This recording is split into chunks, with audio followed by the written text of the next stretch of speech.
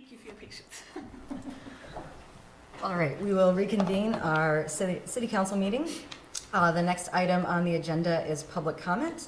So this is a time for anyone in the public who wants to discuss any items that are not on the agenda today. Agendas are available at the podium in the back, and there's also a sign-in sheet for, we ask that you please sign in so we know who's here, who makes comments.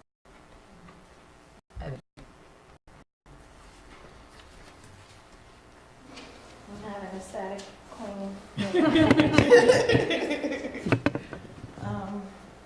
I would like to. If you want to take a seat. Oh yeah, that's great.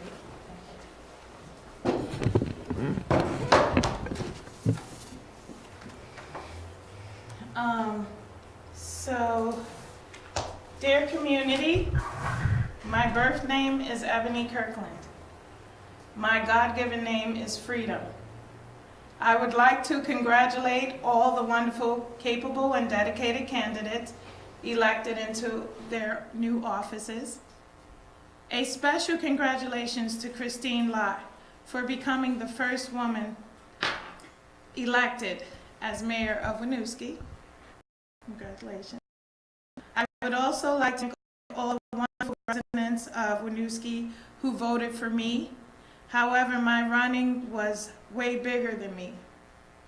Thus, the title of my speech in the midst of Women's Month is inspired by Sojourner Truth's "Ain't I a Woman?" This was delivered by Sojourner Truth in 1851, Akron, Ohio, at the Women's Convention. Well, children, where there is so much racket, there must be something out of kilter. I think that the Negroes of the South and the women of the North all talking about rights, the white men will be fixed pretty. But what's all this here talking about? The man over there says that women need to be helped into carriages and lifted over ditches, and to have the best place everywhere. Nobody ever helps me into carriages or over mud puddles or gives me any best place. Ain't I a woman? Look at me. Look at my arm. I have plowed and planted and gathered into barns, and no man could head me. And ain't I a woman? I could work as much and eat as much a man when I could get it, and bear the lash as well. And ain't I a woman? I have borne 13 children and seen most all sold off to slavery. And when I cried out with my mother's grief, none but Jesus heard me. And ain't I a woman? Then they talk about this thing in the head. What's this they call it? Members whisper, intellect. That's it, honey. What's that got to do with women's rights or Negroes' rights? If my cup won't hold but a pint and yours holds a quart, wouldn't you be mean not to let me have my little half measure full? Then that little man in black there, he says women can't have as much rights as men, 'cause Christ wasn't a woman. Where did your Christ come from? Where did your Christ come from? From God and from woman. Man had nothing to do with him. If the first woman God ever made was strong enough to turn the whole world upside down, all alone, these same women together ought to be able to turn it back and get it right side up again. And now they is asking to do it. The men better let them. Obliged to you for hearing me, and now old Sojourner ain't got nothing more to say. Please take into consideration the many residents that were excluded from the voting process. I and others are personally invested in working with the city to ensure that all voices in Winooski have opportunity to sit at the table. I have a few statistics, and this is from 2012, so the numbers go higher. The black population in Winooski is somewhat about 4.5%, Native American 0.3%, Asian 11.6%. Two or more races, 1.4%, Hispanic 2.8%. Non-white totals over 20% at least. Immigration population, which includes white people, totals over 18%. Non-English speaking residents total 19.3%. Or I'm sorry, I don't want to get the figures wrong. Multiple language speakers total 19.3%. And none of them, well, maybe one, there's a lack. There's a lack of effort. There's a lack of accountability to beyond just getting yourself on the council, on the ballot. Help other residents, not just hear from them what their needs are, help them to make it on the council seats. Because this is Sojourner Truth hundreds of years ago. And I'm reading a speech that she wrote hundreds of years ago, and it's just as relevant as today. Ain't I a woman? Thank you. Thank you, Ebony.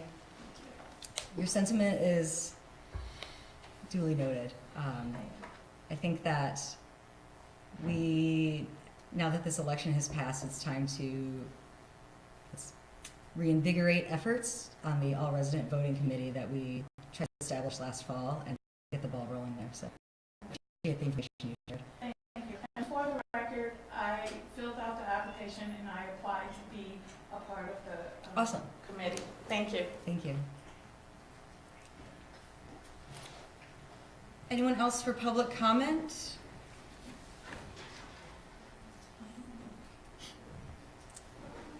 All right, we will move on to the consent agenda. On the consent agenda this evening, we have approval of the minutes of the Winooski Community Development Trust Board of Trustees, February 19th, and council minutes of February 19th and 26th. Approval of warrant ending March 8th, 2019, payroll February 10 to 23rd, 2019, and subsequent to payout January. And an approval of an engagement letter, agreed upon procedures, audit for tax increment financing district. Is only one person in this approval? No, because of the changeover of elected officials, you actually retroactively approve their minutes as well. So Okay. You all can vote on all of them. All right, so I would entertain a motion to approve all three items together. So moved. Second. Motion by Hal, second by Jim. Motion carries. We will move on to city update. Great, thank you. So this is a section of the agenda at the beginning of each meeting where I kind of give you an overview of things happening in the city and share any important updates for the council or the community. So I have a number of those tonight. First, I want to remind you, and I'm going to remind you again later on in the meeting, about our April 6th Equity and Inclusion Summit. That's a Saturday. It is a day-long conversation with formal and informal leaders from across our community about equity and inclusion, how we best represent folks who may not be at the tables where we are making recommendations and making policy decisions. So I hope that's on your calendar. We had a great planning session today with the facilitators. The facilitators for that are Sue McCormick and Keisha Rung, who both have extensive experience with such training. 2 weeks ago, we issued a RFP for a wayfinding sign plan. So that's a plan to better orient folks to the community, to parking, to our public infrastructure. The responses to that are due on Friday. And this is an effort that we are funded for through a grant from the Agency of Commerce and Community Development. Heather and I are going to the AARP conference on Wednesday around placemaking. It's being held, statewide conference being held in White River Junction, and we are presenting on the Main Street pilot that was in place last summer and other placemaking activities that we're making as a community. So we're one of 3 communities being highlighted. Last week, Eric Vorwald and John Rauscher and John Audi implemented a new permitting form integrating all 3 types of permits. So building permits, zoning permits, and public works permits into one form. We hope that this really improves the customer experience when they come into the city to get a permit and may not know exactly what they need. It kind of walks them through that process in one place as opposed to having to ask for separate forms, and then improves our back-end processing as well. And then a bunch of updates from community services. Last week, Ray and Alicia and Lauren from the Winooski Parks District were in Chattanooga, Tennessee. As you probably read about, we were one of 10 communities across the country that got a grant from the National Parks and Recreation Association and walk parks. That will really focus on park-wide open space planning in the city, as well as accessibility in our parks. So they were down there for 3 days for grant orientation training, and sadly missed town meeting day, although I believe they all voted absentee, so they are covered. Community garden plot registration opens to the public on Friday, the 15th, so if people are interested in getting their community garden plots for the first time, registration will be Friday. You can learn more on the website. The Move, Play, Connect play group for preschool kiddos is going swimmingly this winter. So if people are looking for things to do Fridays through May from 9:30 to 11 at the OCC, come and bring your kiddos and participate in that. And then finally, Ray's team is launching a Girls Rock Vermont program spring, Monday evening, 3:30 to 5:30, April 1st. The Senior Center. It's really a program geared towards musical education, learning about music instruments, composition, all aspects of music. So encourage people to look for that if they're interested. Is that for all ages? 10 to 18. 10 to 18. Thank you. Thank you. So the next item on the agenda is council reports. So this is our chance as members of council to share any updates we have. Event you attended, a meeting you had, anything that you've done relevant to your role as a member of council. Obviously, most of us just started tonight, so I'll start with Hal. No report at this time. All right, so that concludes the council update section. Just getting in the habit. Yes. Our next item on the agenda is discussion. Items for discussion. We will first start with city council orientation, which Jesse will lead us in. Yes. So welcome officially. Very excited. On behalf of the whole staff, we are very excited that you all are here.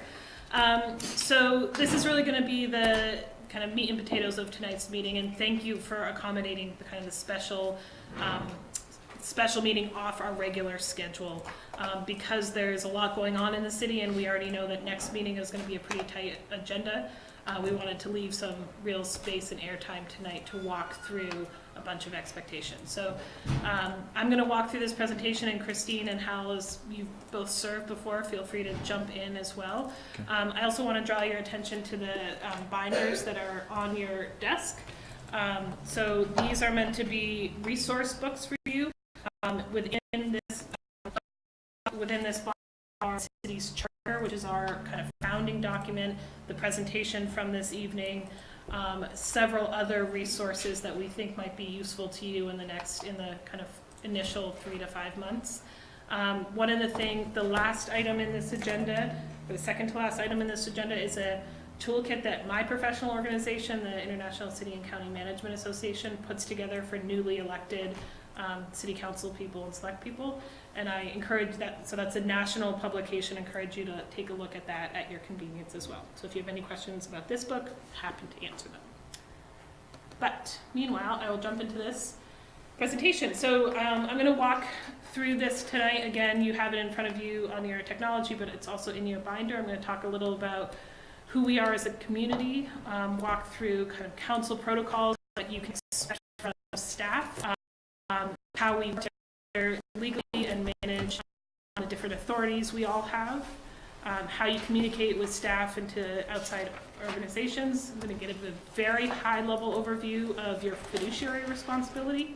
We'll have many more conversations about that in the future. Talk a little about who we are as staff, and then go over our current big projects and emerging issues.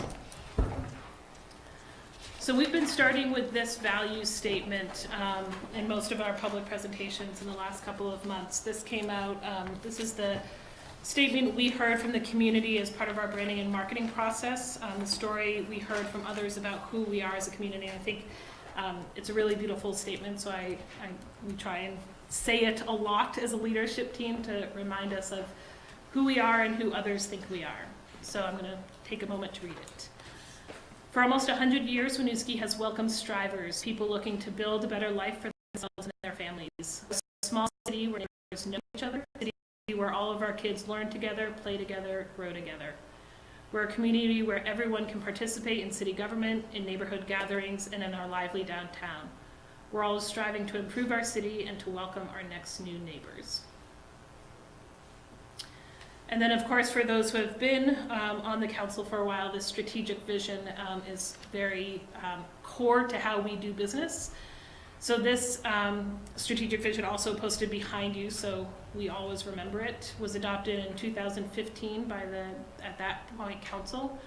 It outlines the areas of policy focus that the council feels are important and that we use in a shared way between council and staff to prioritize our work, to identify when a project is important and our vision, and report out on our functioning. So not only has this been really critical for us as a staff team to guide our work and guide how we prioritize our efforts, we've also, you'll see coming up as well, we've aligned our upcoming master plan to these areas as well. So it really outlines the focus on, our shared focus on economic vitality, municipal infrastructure, housing, and safe, healthy, and connected people. Hal and Christine, I don't know if you want to say anything more about that. You'll see this again in the planning, the master plan. I would just say when I joined council last year, I found this really helpful to go back to, just to kind of guide my thinking and decisions on things. And I found it very helpful as we went through the budget process. This is the guiding.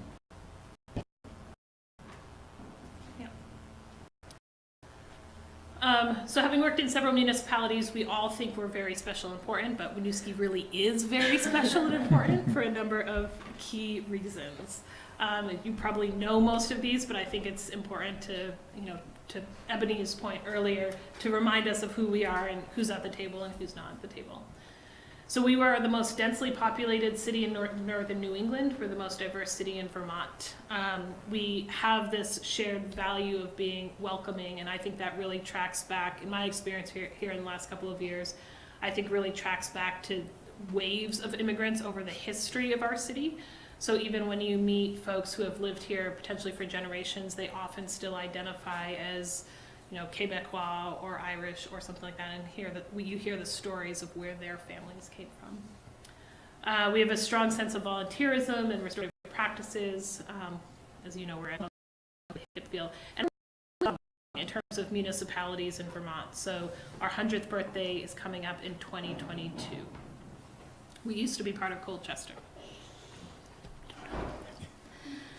So the other reasons we're quite unique in the state is we are bucking a lot of the trends that other communities in the state are experiencing. So I won't read all of this, but it's here for your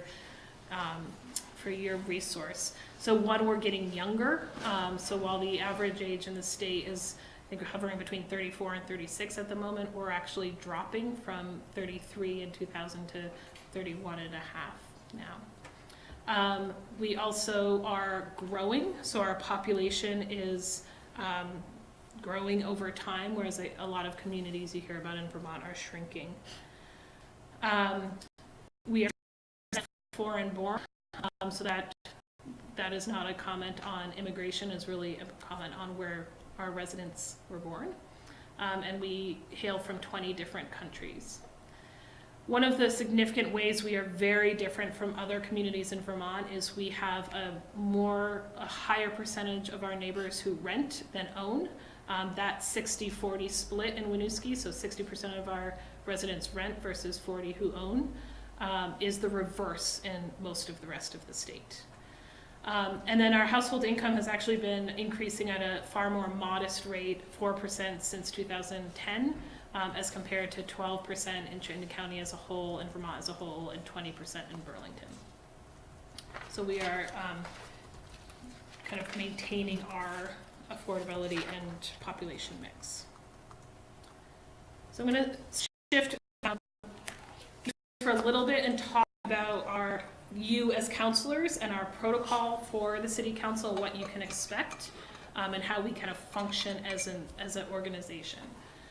So as you know, you have a mayor and 4 councilors, so 3 members of your body is a quorum. You need 3 votes to make a positive vote to approve something.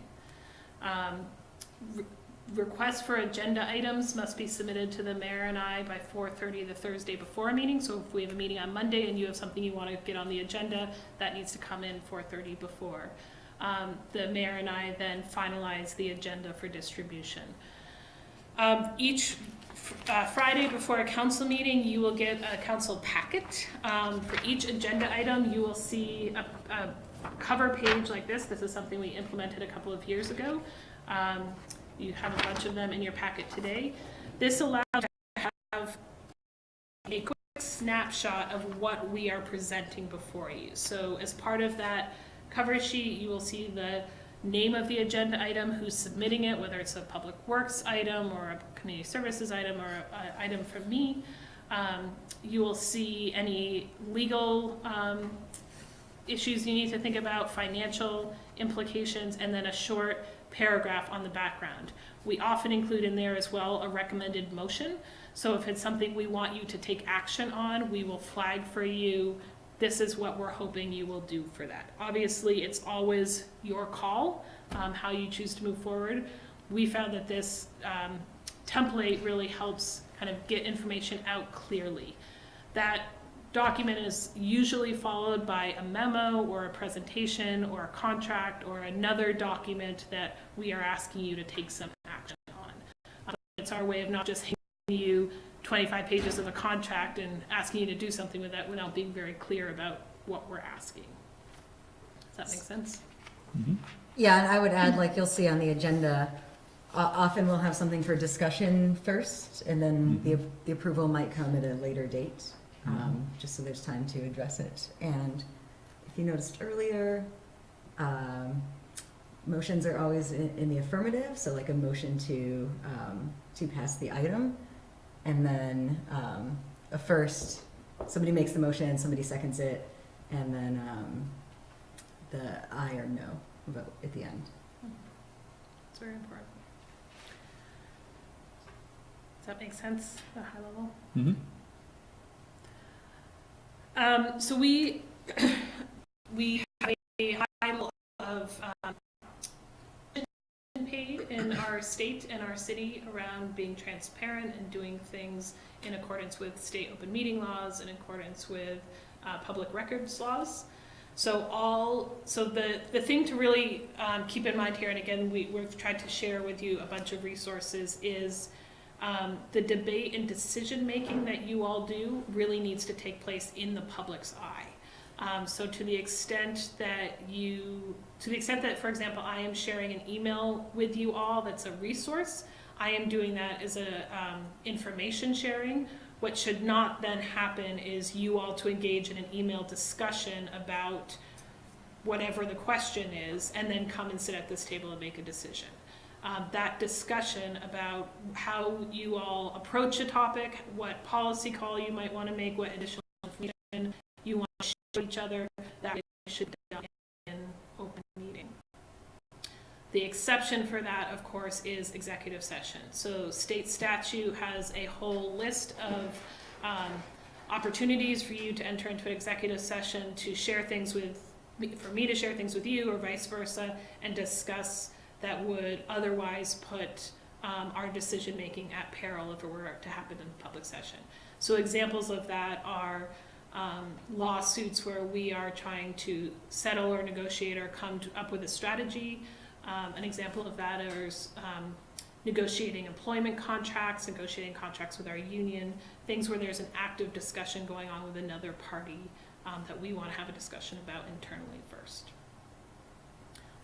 For city business, always use I think you all now have been set up with your Winooski email addresses. I encourage you to all those addresses to conduct any city business. Those are city property, so to the extent that you are ever to leave service, that information is saved with the city and can be queried in the future for public information requests, for example. The last thing I want to say about this, about email, is again, be careful of the reply all, but also don't be afraid to share information. So if there is, you will see emails from me with a newspaper article or a story or a report that we've issued or something like that. That's totally acceptable and fine to share with each other. We can also do meeting scheduling via email. That does not violate any open meeting laws. Does that make sense? Can I ask a question on that? In terms of requesting information over email or additional clarification, if there's background that we feel we don't have, is that something that can be done over email? So that's absolutely something that can be done over email. Because, and I'll talk more about this in a little bit, but because I work for all 5 of you, I work for you as a collective body, not individually, especially in the early days. If you are requesting information that I think might be useful to everybody, I might share that. I might respond to you with everybody included. Really, our goal is to make sure you have the best and the right and the accurate information you need to make decisions. So 100%, if you have a question, if you need additional information about something, feel free to shoot me an email and I will get back to you on that. If it's a question about like, oh, can you remind me what time that April 6th meeting starts? I will just email you back and get that answer to you as quickly as possible. About that? Sorry. Yeah. Please, this is for you guys, so interrupt me as much as you want. About avoiding an instance where 3 counselors are present. Obviously, this is a small city. If we are, say we're all at a restaurant or a bar, should one of us leave? Or how does that situation resolve itself? So, again, the point here really is to not make decisions not at this table. So if you're all at a restaurant or a bar or a party or a Winooski Wednesday or an event in the city, I would encourage you to all stay and be present and enjoy your lives and enjoy each other. I would encourage you not to be like, hey, Christine, I want this item passed and this is how I want it to go. And Jim, are you with me? Hal, are you with me? That's what you should be avoiding. If you're there with your family and friends and having a good time, that's absolutely fine. The reason I word it like this is you will see instances where we would like you all to participate in something that could inform a future decision, but you're not taking action at that time. To cover ourselves, we warn those opportunities. So, for example, on April 6th at our Equity Summit, we will be warning that as a massive public meeting because there will likely be quorums of you all and the Planning Commission and the Public Works Commission and others. So to cover ourselves, we want to tell the public this thing is happening with our elected and appointed officials. If you want to come and observe that, you are welcome to, but no actual decision of any kind of policy question is being contemplated. Does that make sense? Yes. Jesse, if we're at the same bar or restaurant and a citizen asks a question, the others can hear, are we able to answer that question, or do we have to not answer? I mean, how would that work? So I think you should always answer residents' questions. Always, Yeah. no matter if they're in the booth next to me and I'm with my family. Yeah, so it's really intent. It's really how do we ensure to the public that we are holding their trust, that we are making the best decisions we can make, that we're making those decisions with an opportunity for the public to weigh in, and to come to a warned meeting and have their voices heard. As long as you're not undermining that potential, again, it goes back to the you're gonna vote on the master plan next week, so after this meeting, you're all going over to McKee's and deciding if you're gonna approve the master plan or not. That's what you want to avoid. If you all happen to be at Mueller enjoying whatever, and somebody asks you, oh, what happened at council last night? That's a public record unto itself, and you are welcome to answer that question. It's really maintaining that. Always ask your question, are you doing something that the public could perceive as violating their trust? Okay. Helen, Christine, do you want to share how you've made this work in the past?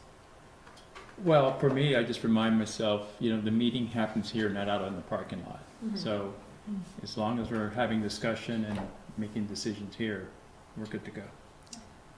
Yeah, and if you're sharing information that's already happened or decisions that have already been made, I think that if a decision has not been made, speak about that to somebody who asks you, then that could be problematic.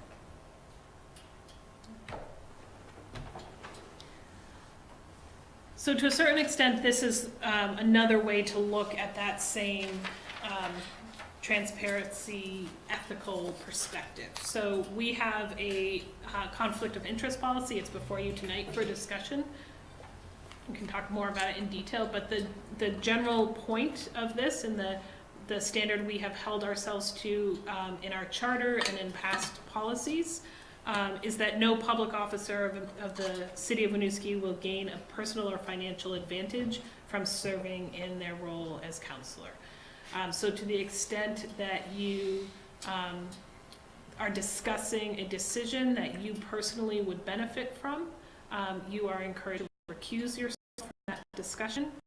We do have a whole policy, and it's before tonight's discussion about how you make that determination about whether something benefits you personally or financially, and then the process in your role of recusal. You are a self-governing body in that, so to the extent that you feel like you have a conflict and share that with each other, and you as a body believe that either solely by sharing it kind of dispels that personal challenge, or that it's not a real, it could be perceived as a conflict, but it's not a real conflict, you are allowed to continue as part of that discussion. If it is something that you are really conflicted in, you have a family member who works for a company we're giving a contract to, for example, you are asked to recuse, and really that means you leave the table, the debate happens without you, the vote happens without you at the table. On that? Sure. A former pool committee member, which the city disbanded, and we're now the Myers Pool Foundation, which I'm a volunteer of. I don't know if I have to resign from that to be on the council to hear all the information from the pool. As you know, it's going to be a big project this summer. I don't know how the council feels about that as well, because I don't want to jeopardize any decisions I make, or if I need to resign, or I'm just a volunteer, so I don't know. That's where I don't know where that conflict ends or enters. So I think that's a great conversation, and I think a great example of something that should be disclosed to the body as a whole, and then the body could have a conversation again about it.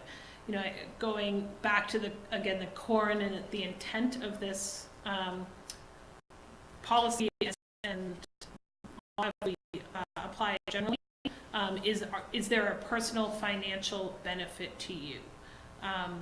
I haven't heard, for me personally, if I was on the council making this decision, I haven't heard a description from you about how you are personally financially benefiting from being on that, serving in both roles, but there could be one that the council may want to vet. So I think it's, again, really the intent is disclosure, discussion, and then making a decision. I also want to caveat for a minute to say, there is a state ethics commission that currently serves, currently provides oversight to ensuring the ethical behavior of our statewide elected officials. There's some open question about the applicability of that to municipalities, broadly speaking, for municipalities' individual policies, and Julie is actually the chair of that statewide commission. So if we get into real hot water, we have her expertise to call on as well. The other example I have of it too is because we're fundraising, and I'm a big part of that as well. So I just don't want to get myself in hot water, or I don't want to get the council in hot water as well. Because I'm going to be going out fundraising, but on a separate entity, not as a counselor, but as a Myers Pool Foundation volunteer. So I don't. Yeah. So again, I think that's a determination for the five of you to make. You know, I think one of the things, I think, Mike, you've heard us as staff talk about before is we as staff have a real resistance to doing fundraising in our community because we require people to pay taxes. And so to say you are required to pay your property taxes, and oh, by the way, while you're paying for those, give us more money for these other things. I think the same holds true a little bit for counselors of if you are making decisions about how much to raise a property tax rate for, to fund projects in the community, what's the then additional role to go out and fundraise? Certainly elected officials across the country fundraise for things and fundraise for projects and fundraise for libraries and parks and other priorities. So I think generally speaking, there's no prohibition about that, but it's how you as a council want to, in this very specific case, handle that. Other ethical questions?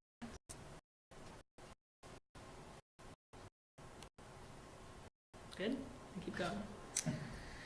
So I'm going to switch a little now and talk about our shared authorities. So we function as, so forgive my dorkiness, some of you know I get really dorky about municipal government.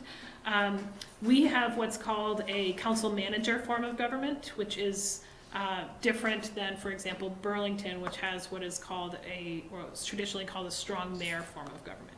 So in Burlington, the mayor is the CEO of the city, is the executive, hires and fires staff, is in charge of operations, etc. In our form of government, you all are elected and you hire me to run the city. So in that form of government, there is the already is very prescribed in our municipal charter, which we have a copy of in your binder. So these slides are taken pretty much exactly from the charter document, and I would encourage you to read that at some point. So starting with the mayor is a member of the council. The specific duties given to her as holding that citywide role. She is the presiding officer of your body. She chairs and sits on the Strategic Planning Commission. So for us, that's the Planning Commission. So she is the liaison from your body to that group. And she primarily acts as the liaison between your body and me, and therefore the rest of the staff, as well as other government entities and independent agencies. So to the extent that your body is going to speak to the state, the legislature or state agency or other elected official, that is done traditionally through the mayor's role. You as a body, again, so we've gone, let me caveat, tangent for a minute. So we have gone through not only a rebranding initiative or a flipping the switch on branding this week, we've also transitioned technology. And so the current technology I'm on does not support the new font. So this is why it's coming across. Okay. Please do not tell Paul Sarn. He will be very mad at me for showing you this presentation. If you look at it in your notebook, it is correct. So forgive me for that. Sorry, Paul. So as a collective body, the 5 of you share this authority. So the way I think about this in my mind is you have 3 primary roles. You hire a city manager, you pass a city, and you tell people what they can do with their property through zoning or other land use regulations. So if you think about those 3 as your major responsibilities in the city, most other things fall under that. So that includes adoption and repeal of ordinances, personnel policies. You provide for resident participation through our boards and commission processes. You appoint people onto boards and commissions, and you set up the city's organizational structure with me through our annual budget process. So the roles you technically appoint are the city treasurer, the city attorney or firm that is currently Paul Franken Collins, our auditors, and a health officer who's currently chief body. Your body also serves as several other bodies in the city. So not only do you serve as a city council, you also serve as the Board of Health, the Board of Water Sewer Commissioners, Personnel Board, members of the Board of Civil Authority, and you are the trustees of the Winooski Community Development Corporation. I am not asking you to understand all of this tonight. I just want you to have heard these words. So when we come back to you, for example, in an hour and ask you to convene as a liquor commission, you understand that it's the same group of you, but functioning as a different body.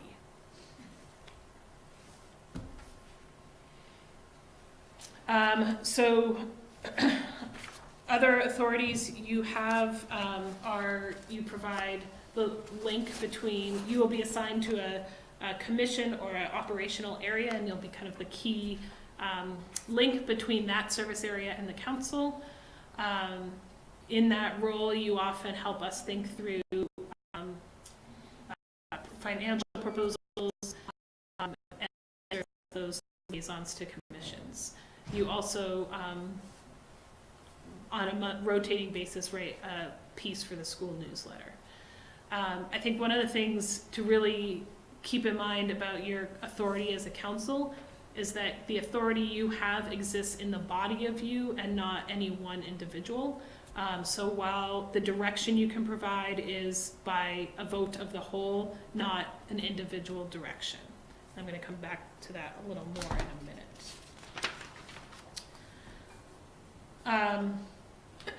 So this is outlines my authority. So as your primary staff person, you hire me to be the chief administrative officer of the city. In that role, I hire staff, manage staff, fire staff. I am ultimately accountable for all operations, for all budget oversight and reporting, for all the implementation of all long-term planning.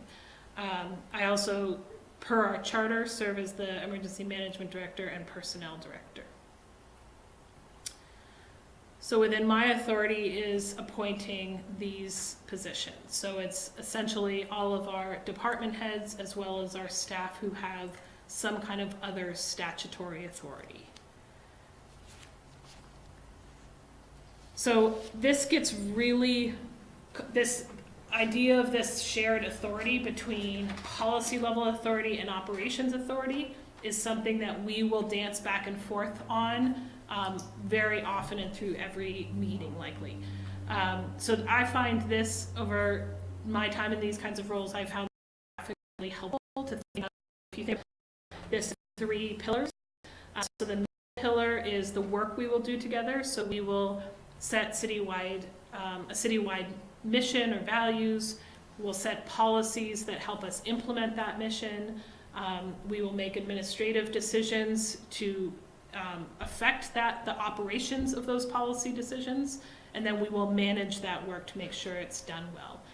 If you think of the left side of the screen as the roles that you all have in each of those categories, you can see how those are defined, and then the right side is my role with the rest of the leadership team. So for example, setting the mission of the city or where we want, the high level direction of where we want to go, that sits almost solely with you all. You all are responsible for telling us high level direction, what you want us to achieve. We weigh in on that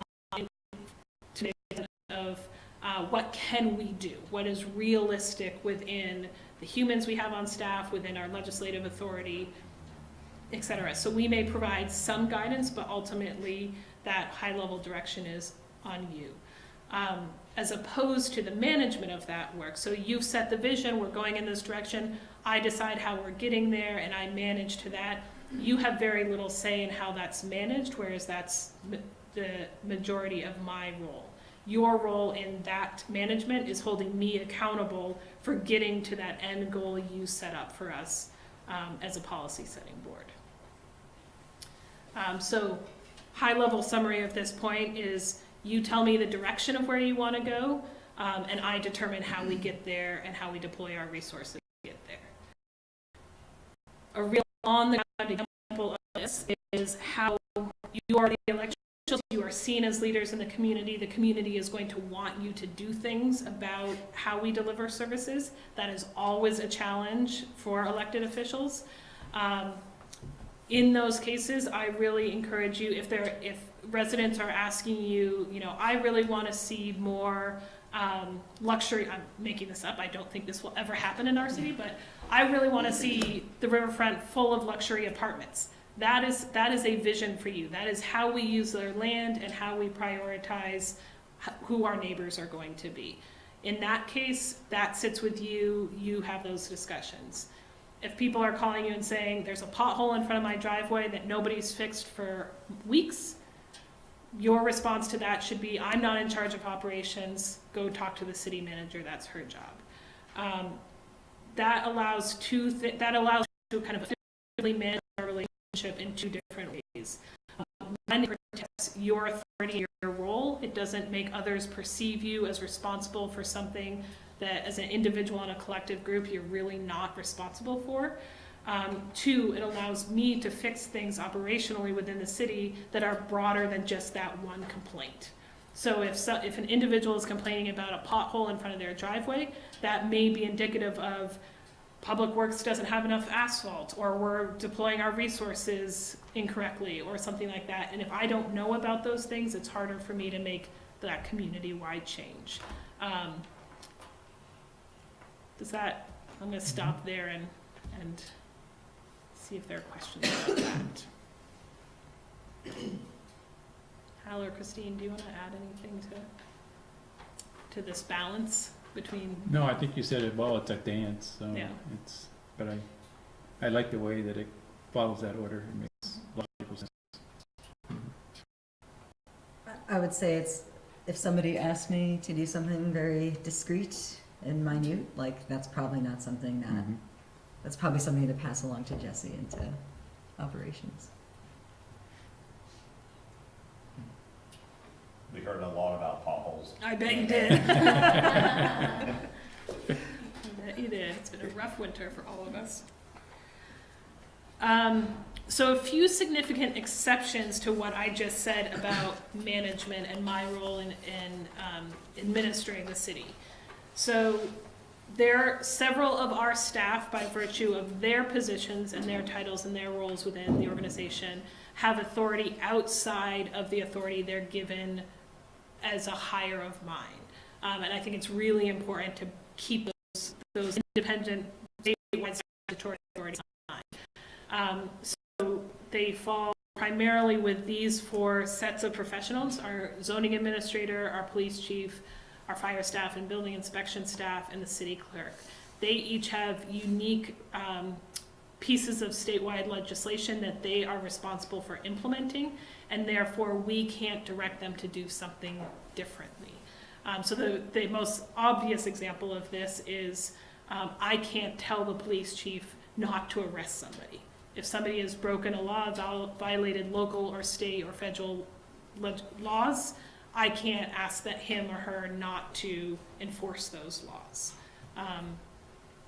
If I direct Carol as the city clerk to, oh, don't worry about this meeting, we're just not going to put up an agenda for that meeting, that's not allowing her to implement the state statute that requires us to follow the meeting laws. So there are checks and balances that allow civil society to continue. But I think for these four rules, it's really important to kind of be cognizant of what those are.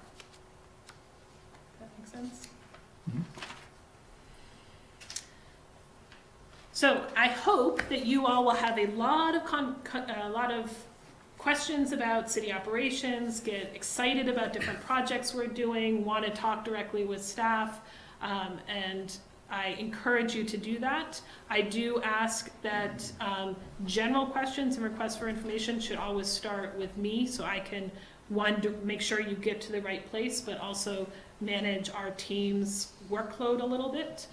As I said earlier, to the extent that general questions are asked, especially in the beginning, I will share those with all of you. It is my intent to make sure you all have clearest and information to make the decisions you need to make. I encourage you to meet regularly with me, especially in the beginning. If you have questions, meet with the mayor, get as much information as you can.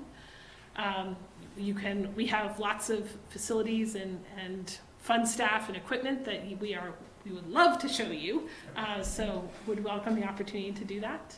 And to the extent that you are corresponding with staff over time by email, that's fine. Just please do CC me on it, and that just allows me to understand what the questions are that are being asked, and quite frankly allows us as a staff to speak with one voice.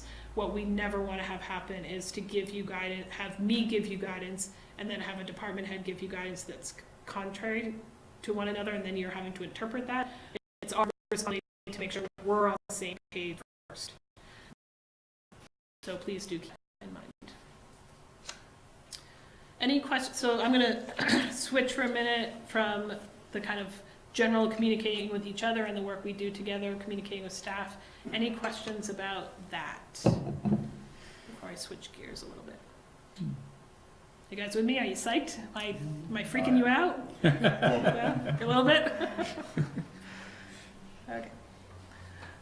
Sorry, Jesse, can I just go back to Yeah, that? please, of course. And I think, so in things that we're engaging in outside of our role as counselors that happen to involve city staff, how do you want us to handle that, both in terms of email address usage, things that I've previously corresponded with using my personal email? Is it appropriate to then be using the Winooski, Vermont email, or does that signal too much official authoritative use of my position? Like, how would you the historical pieces where we've been engaged around city that it's historically been something that's personally a volunteer effort, but now it still involves department staff. How do you want to handle that with CCing you, and also with use of different email addresses? Any requests or direction on that one?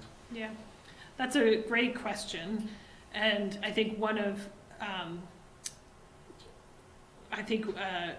we are becoming victims of our own success, and that so many of you started in your involvement with the city on other boards or commissions or in other activities, which I think is phenomenal. And for me as a manager, it's so wonderful to have counselors starting who have been involved in other parts of city operations already. It really kind of adds a humongous value to us as an organization. So just start by saying that. I think it's really very special in this community. I guess the line you now have authority you did not have before Tuesday. So I would say if you are emailing staff about anything that has to do with a policy question or a resource deployment question, whether that's city dollars or city staff, I would ask that you just CC, don't stop those conversations, but just keep me in the loop on them. We are a small community. We have relationships with one another. You all probably have relationships with people on staff. To the extent that you're saying, hey, do you guys want to take the kids to the library this weekend? You don't need to do that on city email. You can have your life on your own time and resources. So I think the general rule is if you're communicating with a staff person about city resources or city policy, please, with your new authority, please do that on city email. Otherwise, maintain your relationships. Does that make sense? Helps. Anything else about that? Anybody from our team want to jump in? You guys should feel free to help orient if you would like. Ray's been through this a couple of times, so he has lots of insight to offer. So the other big way that we may communicate or find or positions we may find ourselves in that will be challenging in the future are in either speaking to the media or in emergency situations. So starting with just generally speaking to the media, always encourage you to think about speaking for yourself rather than for the council as a whole, to the extent that the council has a decision as approved and you're commenting on that. That's safer than talking to the media about something that's under debate. You will be asked, people are curious about what councilors think, what elected officials think. There is no hard and fast rule. I just encourage you to think about that balance of speaking for yourself versus speaking for the council. To the extent that the council is speaking to an outside agency or advocating for funding or advocating for state or federal level policy change, that communication really should come through the mayor or through myself. There might be examples that we face in the next couple of years where that's different. So, for example, Councilor Mace was very engaged in the pool process, so when Ray went to the state to advocate for funding for that, she went with him as opposed to the mayor at that time. That does change from time to time, but more or less the mayor should be the spokesperson for the council, and I should be the spokesperson for staff and operations. In emergency situations, and sadly this will happen through your tenure, hopefully not very much, we will do our very best to keep you informed of things you might read about in the media or see on Facebook or Twitter or whatnot. During emergency events, especially public safety emergency events, whether it's a fire or a police activity, it's really important to hold the public's trust by speaking with one voice. And that should, as often as possible, be the chiefs who are really the expert on what's happening on the ground, myself or the mayor. So what this looks like on the street is, John, do you want to give an example of this? First, congratulations and welcome. Kind of emergency situations, we're kind of programmed to get the message to the manager or the designee if she's out of town. Hey, this is taking place. You're not going to hear from us every time you hear sirens in the city or that sort of thing. But if it is something that we think the media is going to get involved in, or we expect to do a press release, or it's a longer event that's going to affect a broader area, we certainly get the message to the mayor, this is taking place, you're speaking to the manager, and then it goes to the council. Typically it's just kind of a brief email, this is taking place, kind of stand by for more information. So we try again to do our best. It's high on the list, it's not first on the list, but it's high on the list to try to get that. That includes school emergencies as well. So school operates a little differently. I'm sure the manager, we're part of the safety committee. We certainly as a city know if something's happening there. And again, I think we would operate the same from our standpoint of, hey, we're assisting the school with something going on, but we're not going to try to release information that's theirs to release, but we will certainly, if we're involved, operate how we operate when it's our incident. And I think it would really depend on what the emergency was. So if it's a public safety issue, a fire issue, you would hear directly from us. If it's a snow day, I'm not going to call you and tell you it's a snow day. Get on Sean's mailing list. He's got a great process for doing that. So what this will typically look like in an emergency situation that's continuing is really try to get word to you before something hits the media, because often what may happen in your roles is something hits the media and people start calling you and saying, why is Main Street closed? Why is Platt Street closed? What's happening? And I want you to have that information from us as quickly as possible. So often what will happen is you'll get an email from me saying, we have an ongoing water main break on Main Street. crews are on scene, traffic stopped, we anticipate, this is what's gonna happen next. We anticipate the street being closed for this long, we don't know how long the street's gonna be closed, more information will to come. And then I try and update you as I have updates. So that's what you'll experience. If it's an emergency that is not necessarily water main, but is the deaf child that we've experienced, or more heartbreaking, more community destructive events in our community, we do have an opportunity to pull you together in an emergency meeting outside of the kind of official notification process and have a debriefing. In situations like that, often it's the mayor and I coordinating about spokespeople and who to meet with and how to take care of our community as best we can. But something will come up while you are in office and you will hear from me. You all have my cell phone numbers. Use that. Feel free to reach out to me anytime. Please, in an emergency, reach out to me. Please do not reach out to the chiefs. They are often very engaged in whatever the event is, and we need their focus to be 100% on keeping the community safe. And I can free range it a little more. Does that make sense? So we do have, along those lines, a whole bunch of ways that Paul gets out information. So you'll see here the website, Facebook, Twitter, Instagram, Front Porch Forum. I hope you are engaged in some, if not all of those. They are great resources. So I'm going to switch to talking about money for a minute. Any other questions, comments on communication, talking with the public? What happens in an emergency?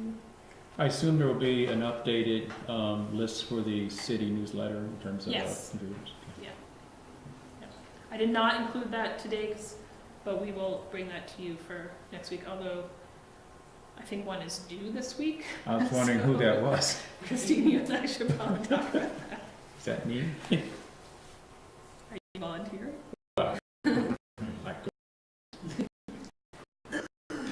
We'll coordinate that. Okay.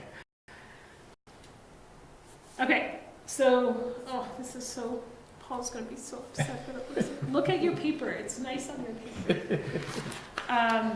So you have, while I have budget operations responsibility, you have overall responsibility for the city budget as a whole. So you can't even see it on the screen. Let's see if I can show it to you slightly differently. Oh, this is awful.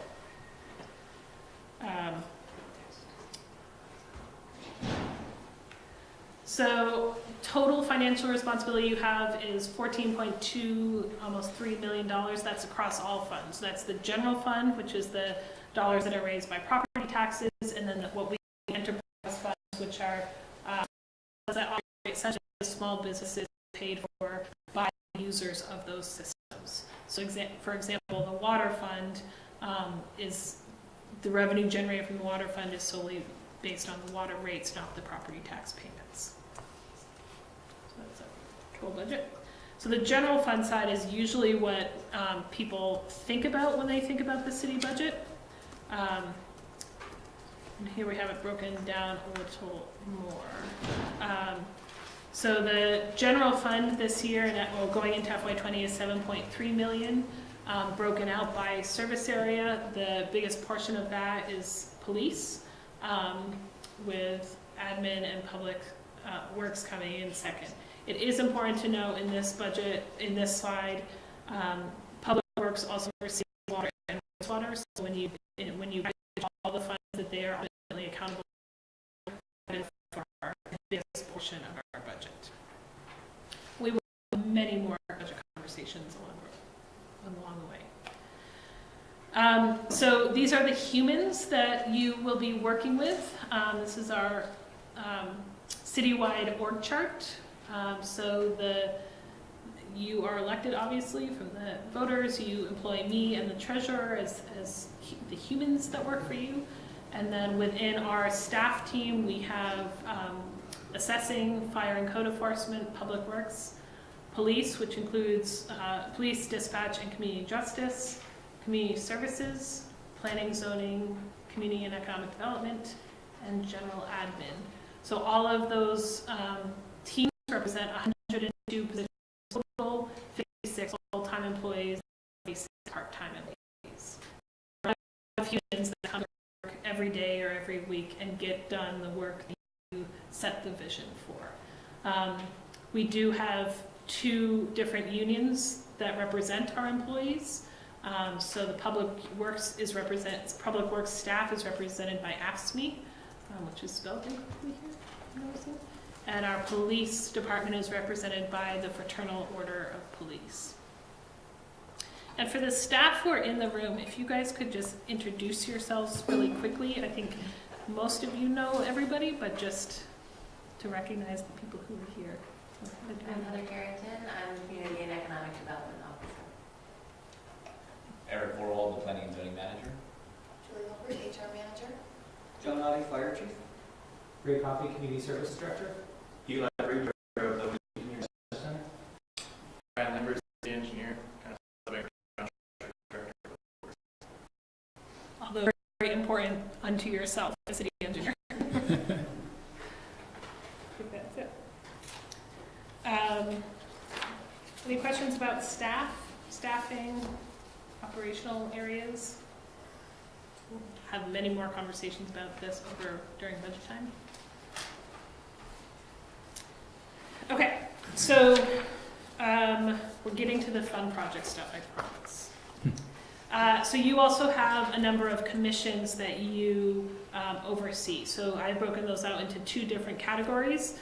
Policy advising commissions that are appointed to give you guidance on policies we should implement, how we should deliver services, the kind of operation side of things.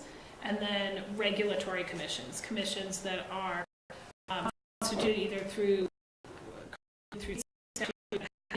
independent authority, in addition to what you all grant them. So for example, the Development Review Board is the regulatory body that enforces the zoning laws. So while you appoint them and they are your spokespeople, they can only enforce what the zoning laws say. They can't approve projects outside of that process.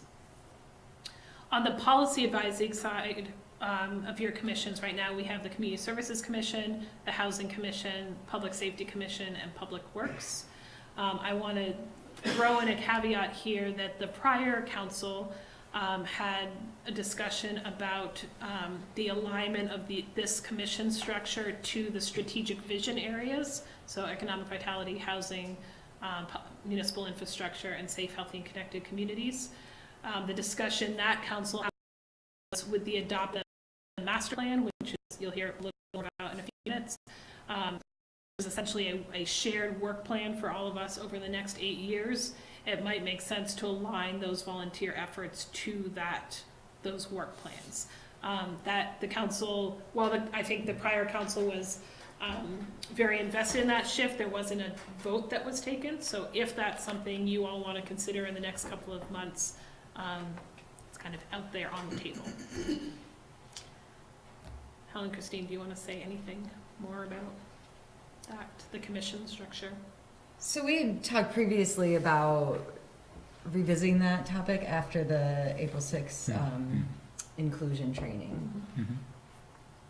I think so that discussion around inclusion and whose voices are there could be brought into the potential restructure.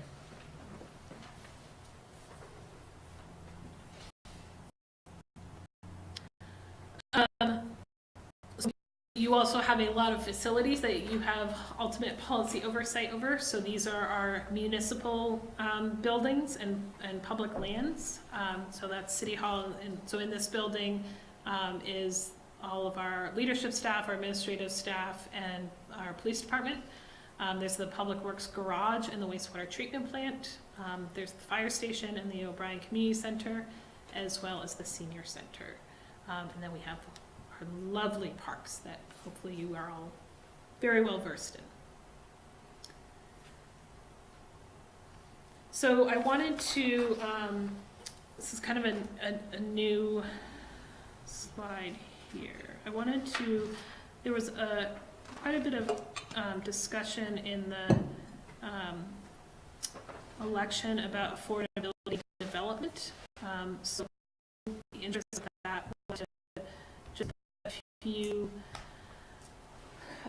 numbers to things. So the grand list, and this is going to get a little complicated for a minute, so please do ask any questions you have about this. So the grand list is the term we use for all of the assessment of all of our parcels in the city. So it's the value of all of that land. That number is used to determine what people pay in property tax. So we want to raise $7 million, or in FY20 we want to raise $5.7 million from property tax. We have our grand list, which is our total assessed value, and through Angela would kill me for saying this, but essentially by division we figure out what every parcel is going to pay for property tax. That makes sense, that grand list term. So over the last 4 years, our grand list in aggregate has increased by about 1.23% a year. If you look at that just on our non-TIF properties, that's been less than 1% a year, 0.87% a year over the last 4 years. So the TIF, the Tax Increment Financing District, is any parcel that touches the Rotary and then touches East Allen Street to the railroad tracks towards exit 15. So that district, the value of that land was frozen in time when the TIF district was implemented. And as those property values increase, the amount that those parcels pay in property tax to their new assessed value goes to pay off that in the district only. So that the council at the time in the late 1990s, early 2000s, when we established the TIF district, said, this is where we want development to happen in our city. We're going to encourage it here, and that new increment is going to go pay for the debt. So that TIF, so the downtown area has increased at a more rapid rate than the rest of the city. But it's important to note that the rest of the city, the grand list has only increased by 0.87%. So a 1% a year growth right now with our current grand list would equal about $5 million in new assessed value. So new construction, updated construction on the street. Just as a point of reference, what does $5 million in assessed value mean? 394 Main Street, which is the property that was redeveloped right across from the school. Do people know that parcel I'm talking about? It's like a 2-story. It's the one with juniors and Fodang in it, right? No, it's the one farther up Okay. Main Street, like 2 stories. Sorry? Across from what used to be Go-Go Gas. Yeah, across from like the entrance to the school. That property is assessed at $1.3 million, so far less than $5 million. $5 million in new assessed value brings in about $54,000 of new property tax a year with our current brand list and tax rates. So the reason I bring this up is to say what are our shared roles in encouraging development or discouraging development and ensuring that we stay an affordable community. So as costs escalate and as we decide to do projects, a couple of different choices if we want to stay an affordable community, which I think I can say at one time or another. We can think about how we strategically grow and figure out how we grow enough to keep up with that additional cost that we are going to incur. We can raise the tax rate, or we can cut spending in other places. And I should also say raise the tax rate or identify new revenue streams. So for example, this year, the voters approved the local options tax, which is a new revenue stream to the city, and therefore it does not require us to raise the property tax. Does that make sense? Is that helpful? Mm-hmm. Trying out a new thing here.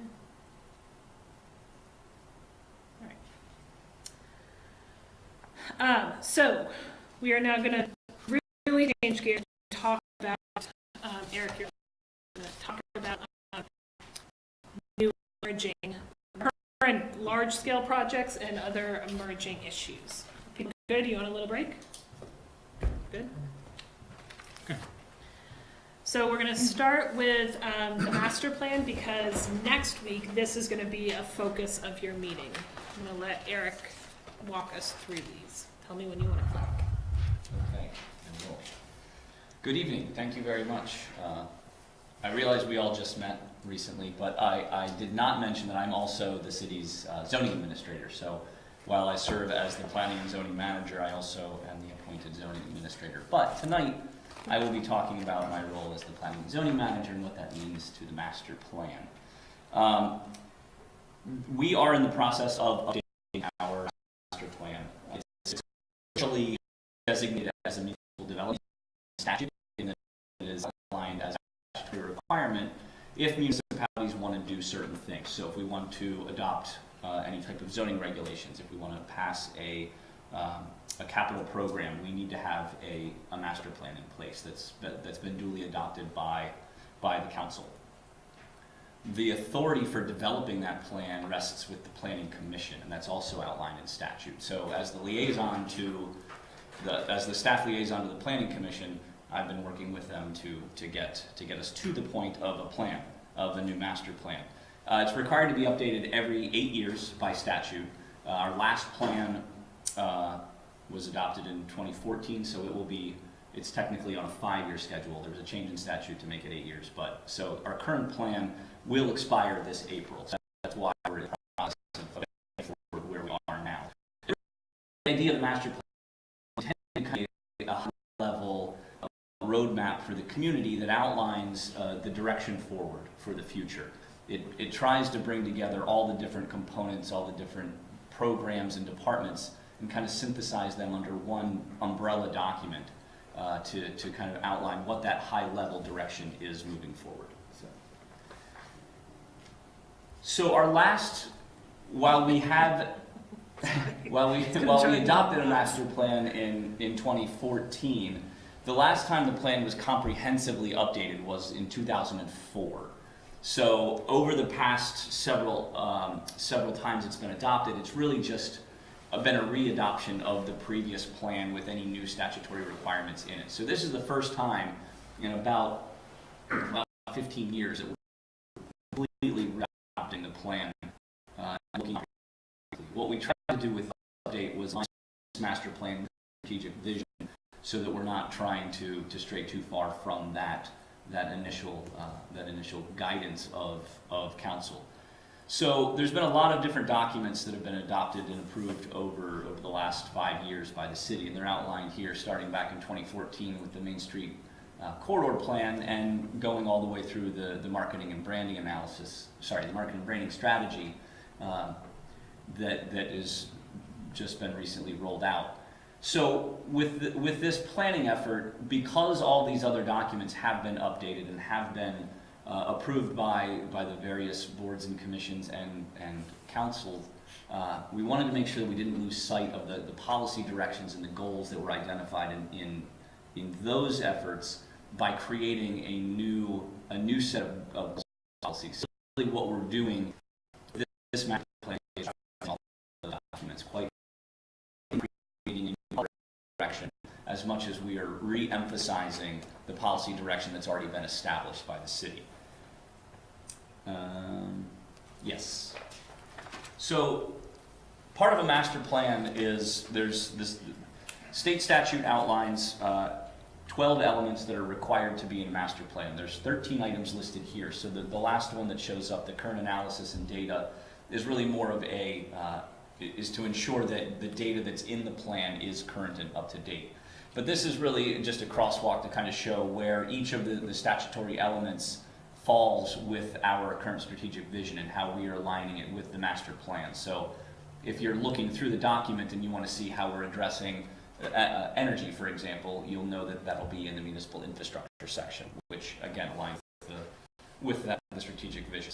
So also there are goals that state statute outlines that a master plan should include. The interesting part with the goals is that they're not required to be in a master plan, but if a municipality wants to get their master plan approved regionally, in our case by the Chittenden County Regional Planning Commission, the master plan has to be consistent with those statutory goals. So the reason why that's important is because some of the programs that communities are eligible for require regional approval of the master plan in order to be eligible. So getting that regional approval is an important step. So this is just really a crosswalk to show kind of where we are with the state's goals and how we're meeting those in this current version of the master plan. So this was, as I mentioned, the planning commission. We relied very heavily on the planning commission for separate. They were instrumental in getting the plan to this point over the past basically 6 months. That was done with some funding through a municipal planning grant that helped us bring the planning commission, the regional planning commission, on to do this. There's been a lot of public outreach that we've gone through as well to get to this point. There was a public comment period that we went through in November and December. We've done public outreach events at the farmers market, at the Festival of Pumpkins, the Winooski Halloween. We did a presentation on the mayor's show, In the World of Winooski. So there's a lot of outreach that we've tried to do. Additionally, the Planning Commission held a public hearing, which is required, where we did identify some of the comments and address this at the Planning Commission level. In order for the council to adopt the plan, two public hearings. Again, a statutory requirement based on the size of Winooski, the population. So the first hearing that we had was held on the 19th of February with council. So we have another public hearing scheduled for next Monday. So that would be our second hearing. Throughout those hearings, we really have not gotten a lot of feedback at the hearings themselves. And I think that's because we've done a lot of outreach in advance of those hearings. I like to think that's why. And also because there was a lot of work that was done with the other planning efforts that we're bringing into this document. So next Monday, the reason why we're talking about this tonight is next Monday you will have a public hearing to take public comment on the master plan again. That'll be your second hearing, and after that hearing, if you so choose, you can adopt that master plan. So be in position to approve that document, and you can finalize regional approval. That expires in April, so that we'll be set up to move forward. And I believe that's what I wanted to cover. So the only thing I will add to that, thank you very much, Eric, is that the previous council very intentionally did not approve the plan before town meeting day because it lays out the goals for the city for the next 8 years. They thought it was very important for you all as the newly elected body to read and understand and put your fingerprints on that plan if you so choose. I do think, as Eric mentioned, there has been a lot of public comment about this document and about the strategic vision and how we want to set the goals to achieve that strategic vision over 8 years, specifically through the commission weighed in on the. So I think I feel very confident in it as a document and the amount of community work that went into it, but because it's going to be essentially your work plan for the next 8 years, the council very specifically did not kind of shuttle it through in February before you were elected. And again, I don't know if you guys want to add anything to that. I would just urge you, of course, to read it. And the previous slide that listed the different plans that had fed into this, I think all of those are worth a read eventually. I wouldn't try to squeeze all that in before our next meeting. They're certainly reflected in what's in that master plan. And from the presentation that we did receive, I think it really spoke to the hard work that went into it on the committee. So I think it stands on its own merits. And we will do a similar presentation next week as well for the public and for the new councilors, just so that you're getting that orientation again. Has the public have any feedback on this so far? Through the public comment period, we received about 40 comments on either some very specific items in the plan or some areas where we could potentially broaden some of the scope, which we addressed all of those comments and tried to incorporate as much new information or be as responsive to those comments as we were able to. I believe on the website there's a dedicated page for the master plan on the website, and on that page is a link to the comments that we received, and I believe it is in the spreadsheet. It also shows how we address comments. So whether we are going to refer it to another entity to provide more detail on, there is detail on how we're addressing the comments. Okay, I did read it, and it's a good job of work, I'll tell you. It's pretty impressive. Well, I'd like to take credit, but I definitely cannot, as others were much more instrumental. But thank you for that.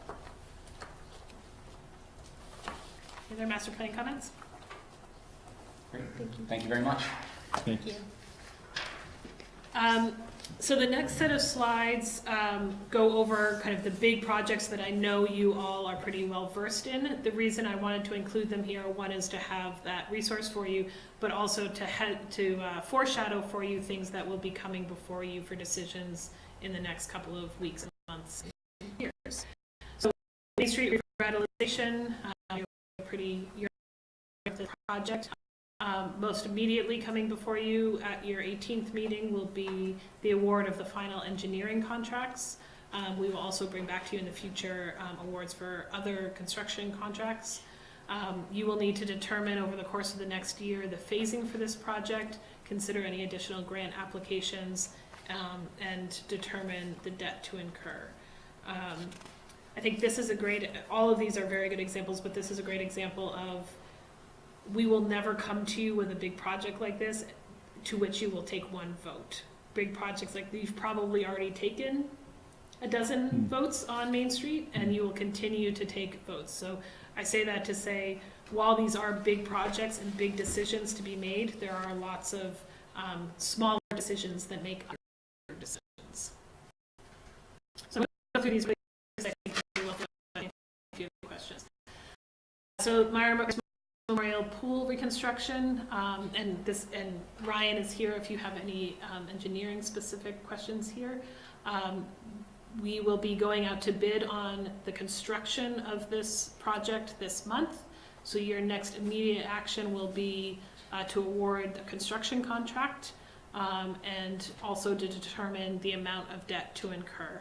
So the prior council had several conversations about the total cost of the project, the amount we took out to, we went to the voters to authorize a bond amount for, and how much we are looking to other grant sources to raise, and how much the fundraising committee is looking to contribute. So by the middle of May, we will need to make a decision about how much debt to take on.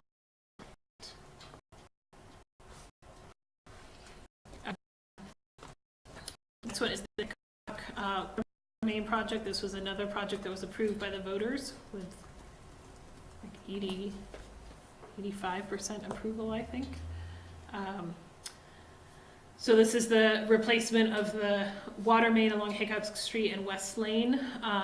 So again, future council actions are to approve contracts and the financing documents. Preliminary engineering on this was completed in January. We anticipate the water main construction to be done this current summer, and then the full road reconstruction to be done in the 2020 construction season. When's it go out to bid? Probably in May. May as well.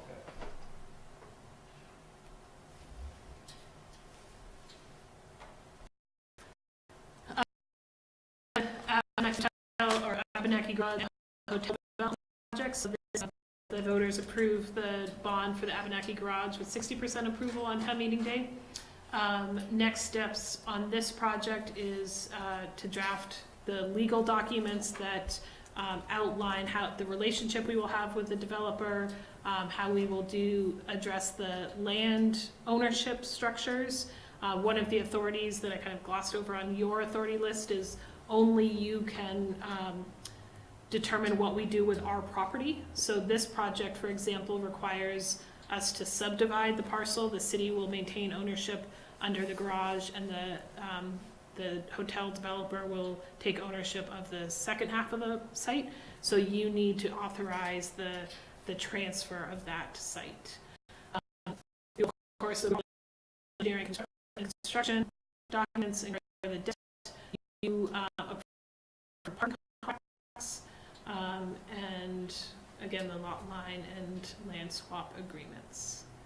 Any questions on this one? That you will be hearing much more about this one over time. This is really kind of foreshadow some future discussions. Any questions on that one? This is going forth this summer too, the parking garage, right? This will not be under construction this summer. It won't be this summer, okay. It's been locally permitted by the council, who has authority in the TIF district, in the downtown core. It will be under permitting and final design this summer. There's a possibility we might get it bid out for construction for a very late fall start, but that's pretty aggressive at this point. Is there any likely like Act 250 amendments that are much rolling? There's more for do on that? There's nothing more for the council to do on the Act 250 permit. There is more work for us to do with the development partner. The downtown, not all of the TIF district, but the downtown master plan is all within a single Act 250 permit. So this is actually amending that permit. That permit's been amended, I think, 42 times already for construction of the different pieces of the downtown. It's a project the District Commission is very familiar with, but we will need to go through that amendment process. One of the advantages for us on this project is that we are one of the engineers project is an engineer who's involved with most of the other amendments in the history of the district, so is very well versed on the standards that were set, the allocations that were made as part of the original Act 250 amendment. So we're hopeful that it won't be controversial, but we will need to go through it.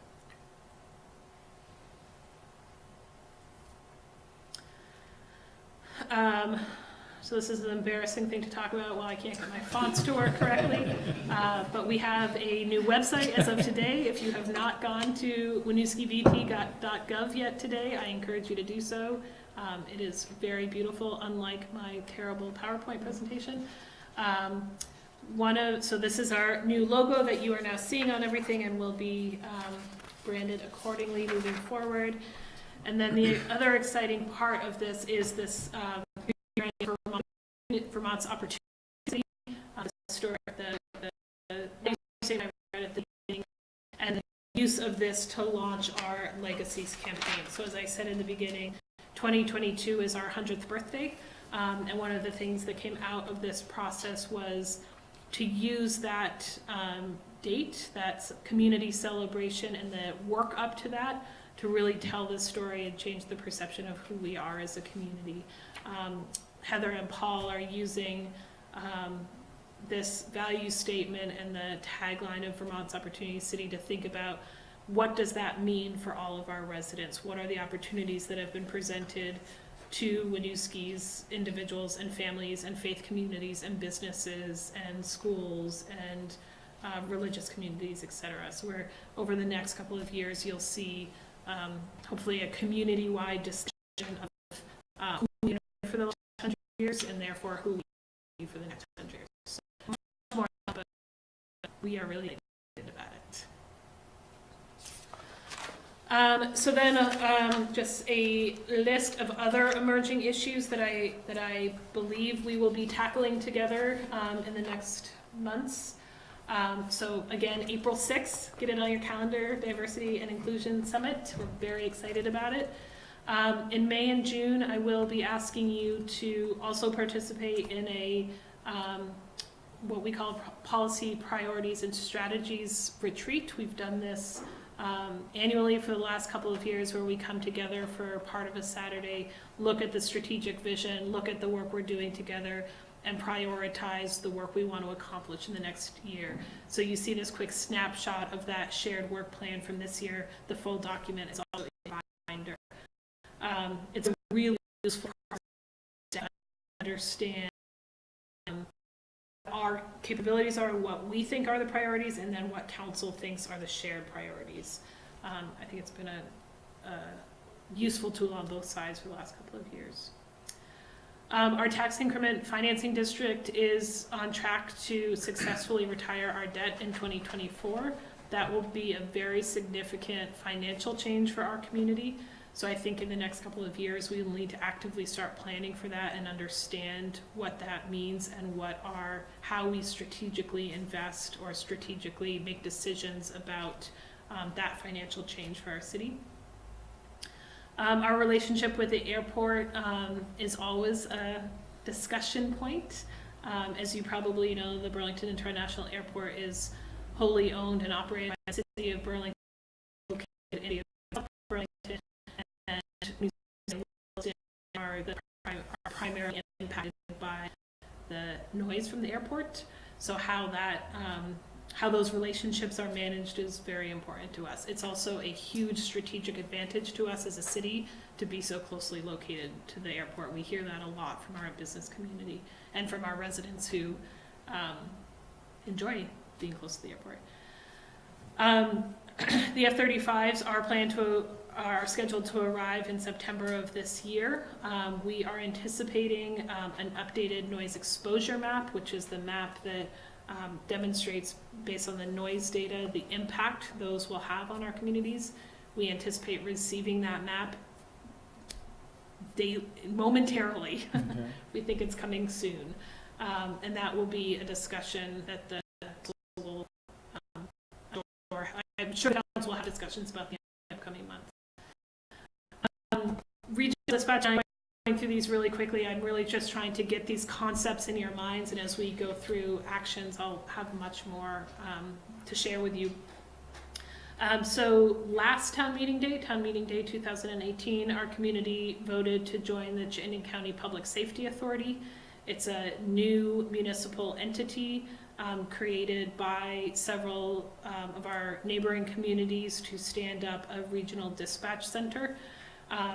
Currently, all of our communities, so it's Williston, Winooski, Colchester, South Burlington, Burlington, and Milton, operate our own dispatch center. So right now, sitting downstairs in this building, there is a lone dispatch operator who is receiving transfer calls from 911, our safety officials. You only run one dispatcher at a time. I think for Winooski as a whole, both as an employer of those humans as well as a service provider to our residents, that is not the optimal way to provide that service. So we are exploring with our other communities how we jointly provide that service delivery. Of course, keeping fire and police locally administered, but in partnership with a regional dispatch entity. So much more to come on that, but again, wanted to just be on your radar screen that it's a discussion. Did you say that Winooski employs that dispatcher? Currently, we employ our dispatchers, yes. And they're considered the regional dispatcher? Oh, sorry, no. Currently, we employ dispatchers who are Winooski dispatchers. We are also working in partnership with our other communities to stand up a regional dispatch center. So if we go into this, at some point in the a decision before you to say we are going to stop providing dispatch services locally and we are going to partner with the CCPSA to start providing regional services. But right now we are doing it in the city. Okay. The Community Outreach Program is a program that Chief Hebert and myself and some others implemented with several other communities in partnership last year. It is a partnership with Howard Mental Health to embed caseworkers in our police departments. We were seeing, we've been seeing this statewide, right? The increase in mental health needs and substance use disorder, neighbors who are struggling with substance use disorder. Oftentimes, those neighbors in crisis, the worst response in situations, which is the tools at our disposal to respond. and people entering with mental health expertise, resources to offer, et cetera, are much more successful. So that program has been up and running for about a year now. What it means for us in Winooski is about 40 hours a week, we have a trained mental health professional working directly with our police officers and our neighbors to get them connected to the support and services they need. It's been hugely helpful in our community for our neighbors, and it's been extraordinarily helpful for our police officers. So I am hopeful, and it is included in the FY20 budget to continue. Ray and his team are working very hard to lease up the O'Brien Community Center. As you probably know, there are several spaces in that building that have been vacant for quite a while, and it is not financially supporting itself at the moment. So we're working with a bunch of those leases executed.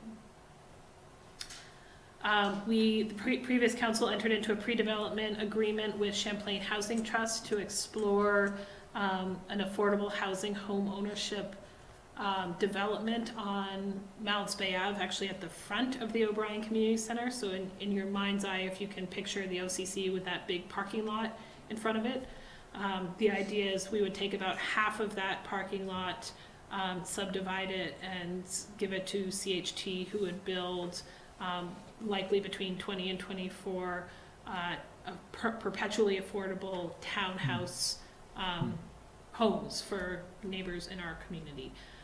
This really partners with the work that Ray and Deke did before I started about the possibility of moving to that location. If we were to do that, we would need that, but we're all looking for a community partner to build out the second half of that parking lot. So this is kind of doing those two processes in reverse, prioritizing the city's affordable housing goals while starting the redevelopment of that parcel. Is that a done deal? All that is a done deal is that we have signed a pre-development agreement with CHT to say, yes, please go and explore using our property what this project would look like. We have not made any commitments about it yet. What kind of affordable housing is it going to be? So it would be a perpetually affordable home ownership housing. So what that means is it would likely be townhouses, or kind of two townhouses, like think of the, not necessarily connected. So if you do like units and then all units across, kind of like row townhouses, houses? Kind of like row houses, yeah. And what it means by perpetually affordable is that the land is owned by Champlain Housing Trust. The home units are owned by whoever owns them. Champlain Housing Trust partners with the buyers to do down payment assistance. The homeowners then own the homes, own the equity in the homes, can live there as long as they want. But when they go to resell, they get their equity out of it, but the initial investment stays with the property, and it can then be resold to other people looking for a similar situation. So it's a way to as our home prices are increasing, it's a way to offer opportunities for our residents to have an option home, but do so at an affordable rate. But it is not a done deal, and the council will need to make decisions about that in the future. We are partnering with two really important community partners around new hiring processes in the city. So Winooski Housing Authority is looking to hire a new executive director, and Downtown Winooski is also looking to hire a new executive director. So we are partnering with both of those entities, and those new professionals in our community will be very important people for us to work with and build good relationships with. And then finally, we are, as I just mentioned, as our housing prices increase and our houses sell very quickly, we are likely anticipating to do citywide reappraisal. We value all of our parts next year, but will likely be something we need to start talking about in the next year to prepare to do in 21 or 22. When was the last one done? Do you remember? 2007. 2007. Right now, we are required by state statute to do a reappraisal if our CLA, our common level of appraisal, hits 80. Right now, I think we are at 88. So ideally, we would be planning for this, right before we hit that state statutory requirement. It's just a question in case someone asks. Yeah, great questions. And then finally, I promise I'm almost done here. It is important that you are aware of we are currently being sued, very common municipalities. So we have 3 pending lawsuits, listed there. So the first one, Hall v. Borthwick, we have filed for summary judgment on that one. Bishaw versus Franklin County and the city has been dismissed pending a late motion submitted by the other side. So we believe that dismissal will stand, but it's important to be aware of it. UMB Bank versus the city, the prior council approved settlement documents for that case at their last meeting. Those have yet to be executed, but are in process. And then we have one threatened litigation that has been threatened since FY15 and hasn't been realized, so hopefully that is not going to be filed. I am happy to go into any details on any of these if you like.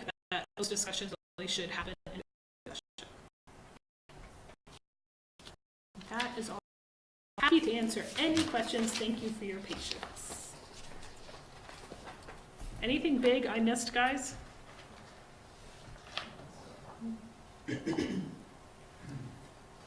Questions from council? Any questions from the public about this lengthy orientation? It's a lot to take in. All right, we can move on to item B, the 2019-2020 City Council schedule. So you all received this in your packets. This is the schedule for the rest of the upcoming year for us. Generally follows the first and third Monday of the month, which is our general meeting schedule. Special meeting in there for Tuesday meetings due to holidays, and significant number of meetings during budgeting season, as we will need them. There's also, in July and August, only one meeting scheduled for each of those months. Tends to align to folks having vacations and things like that. We are also, as Jesse has mentioned, able to call special meetings as needed if the schedule doesn't meet our needs. Did anyone have questions or concerns about the schedule? I do have one conflict with the schedule. So I just wanted to make folks aware for the June 17th meeting, I'm going to be out of the country. I know that there are especially around May or June. So to hopefully not have that happen on that day. Certainly, and as we will see in our next item, it is possible to attend meetings electronically. You're probably taking a vacation, though. I don't want to do that. It's certainly fine to miss a meeting. Are those special retreats that you were talking about in May and June part of this schedule too?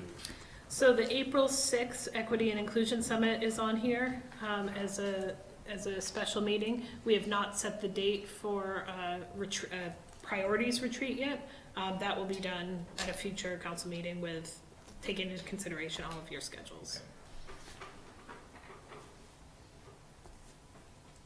Any other questions or concerns from council? Questions from the public?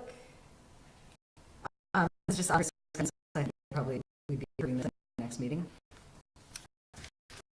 The next item is Mayor and Council Rules of Procedure. I think a lot of this was kind of covered in your presentation, Jesse. So if I can, the next 2 items, the Rules of Procedure and the Conflict of Interest Policy, I have given those to you as if they are in draft, which they absolutely are, and you can amend them at your will. But they are documents we like each new council to re-adopt because they are your governing documents. They are both the mayor and council procedure and the conflict of interest policy are based on the Vermont League of Cities and Towns model policies. So they're very similar to what other communities put forth and what the legal guidance from the league says. And then have been amended to meet our, when we regularly meet, our mayoral structure, etc. So I have questions for them, but answer any questions from you, but I need to walk through all of them. And assuming I don't hear any significant changes, we will bring them back for approval at our next meeting. I have one explicit issue question, but I'd like to let others go first if you have general questions or. I just have one question on procedure, which I don't know if you want to go first. You go first. Just on any member being able to call a roll call vote at any time, how does that affect then the procedure of debate and discussion that happens around a particular issue? So if a member calls for a roll call vote right at the beginning of discussion, is that end discussion or how does that handle? This wasn't clear. So typically the call for a roll call vote does end discussion. And is often used in that way. So if a debate's been going on and people feel like it's just continuing and want to call a roll call, they can. To be honest, I have my years, I've never seen it done. But you're right that is the activity it stops, is discussion. Okay, thanks. And that's before we vote on it, correct? That would be the vote on it. That would be the vote? Yeah. Okay. So if there was a motion on the table that you were discussing, and any one of you called for a roll call vote, it would end that discussion and force you to vote on it. Okay. But that has to be a seconded motion, or it's an immediate, doesn't require a second? Where are you in this? Article 3, Section G. Thank you. I think it is just you can call for it and it happens.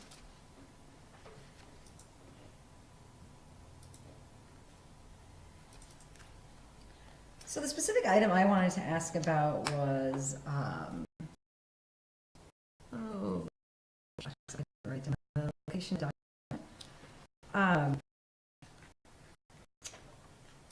I believe we're posting right now, so we post our actual paper agenda at, well, here, O'Brien Center and the high school, is that correct? We post the agendas in the clerk's office, in the lobby of City Hall, the police department, and TD Bank. Okay, those are the current locations. Those are the current locations. I just wanted to open it up to ask you all if there are other physical locations that you think the community would be served by having access to that document. It's something I've thought about for a while, but I don't know, I know like there's a bulletin board about a event, I don't know if the notice is a city board, but park. I've also wondered about, like the bus stops, if that's something that we would consider, if we would think that's useful. I know the Winooski Housing Authority has bulletin boards, but we'd have to talk to them about that. And if there aren't, like if nothing is coming to mind now, I would welcome ideas about that at our next meeting as well. I like that. I think the better dissemination that we can do for more citizens see what we're doing, that's all good. Yeah, I think the part that I'm struggling with is like what are actually useful locations that, that people would see those at. So if any of you all have thoughts about that. Library is good. Out the agenda, automatically goes to the library. Okay. Sorry, could you repeat the locations once more? Because I was looking for them in here. Oh, and I didn't yes. see them. I send it to TD Bank. I post it downstairs in the police department windows, the outside. I post it in City Hall, our office, and it goes to the library. Okay. Who sends the schools? And there's the schools. And not the O'Brien Center either. No, not the O'Brien Center. So just from an operational perspective, 2 things to think about while you're having this discussion is if you put it in your policy document as a required location, that means that that holds true for, unless clarifying your document, it holds true for both all commission, public safety, blah, blah, which means in theory, staff should be going and putting those up every day a meeting is noticed. If you put it in your policy that those are the required locations as well, and we don't do it for whatever reason, and we are then appealed for lack of notice, that would stop whatever action was taken at the meeting. So I don't say that to discourage you, I just say that to think about where are the points where we want to require it, and where are the points where we want to say best efforts should be made to post at these locations. Something like that. Where would be the appropriate place to document best effort locations? I think you can still put it in this document. Just to change the Just language? clarify what's required and what's best efforts.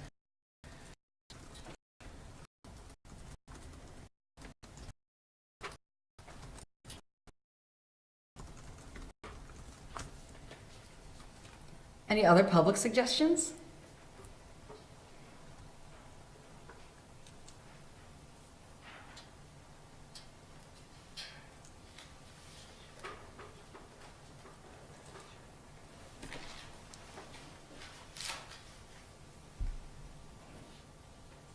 Okay, I think we can revisit that after we've had some time to think about what we may or may not change there. Any other questions or concerns from council about the rules of procedure? Anything else from the public?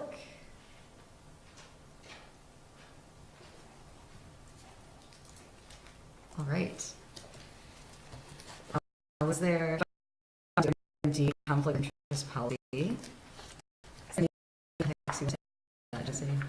No, again, the document that you have before you is the policy that's currently in place as approved and is based on the VLCT model policy. Again, happy to answer any questions. We talked a lot in the orientation about, again, the intent here of maintaining the perception of ethical behavior.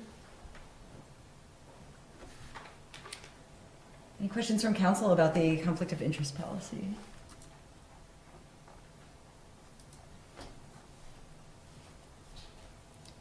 Questions from the public?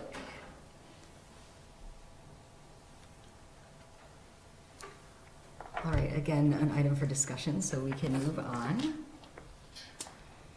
Our next item for discussion is our executive session.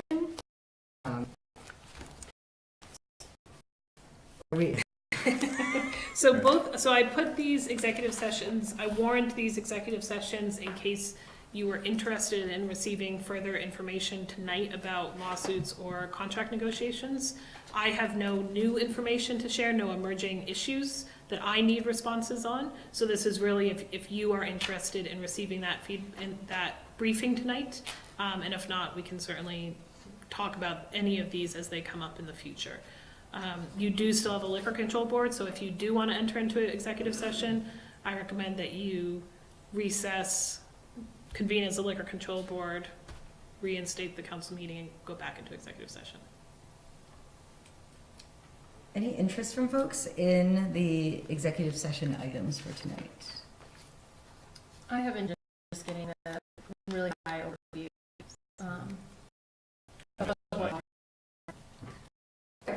Yeah, we can do it, and I think a short session, I think that would be useful to hear. Yeah, I do too, since we don't really know anything about it. So let's recess the city council meeting in order to convene our liquor control meeting. And when we return, when we close the liquor control meeting and return to the city council meeting, it will only be to meet in executive session. No decisions will be made outside the view of public, and we will simply adjourn after the executive session. I would also like to take a 2-minute recess before starting our liquor control meeting.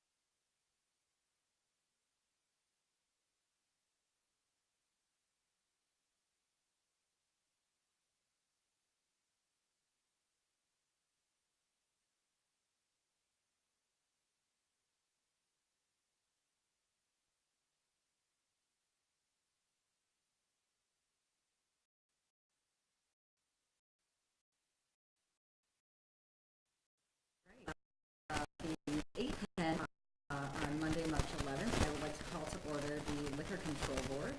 We will begin with the Pledge of Allegiance led by Councilor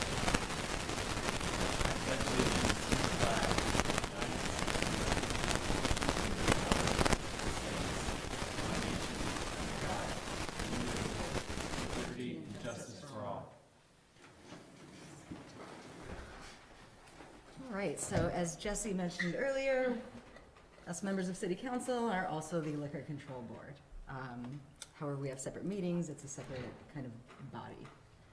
We have one item on the agenda this evening, that is a first-class liquor license, outside consumption permit, restaurant license, and sidewalk usage permit for Segunda Vez LLC, doing business as El Cortillo at 3 East Allen Street.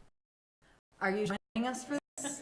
Thank you for your lengthy patience. Everybody's new here, right? Just about.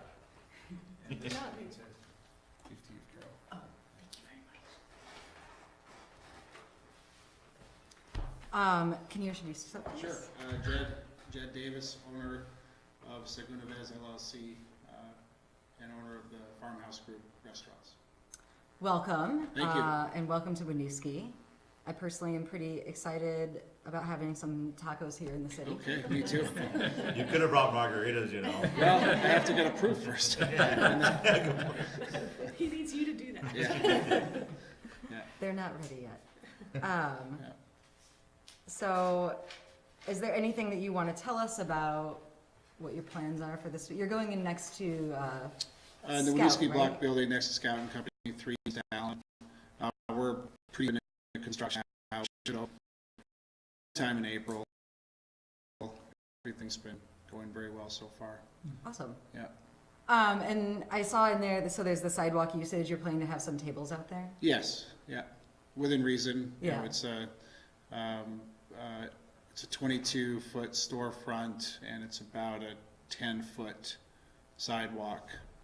Our hope would be to put just a couple of tables up against the storefront. Okay.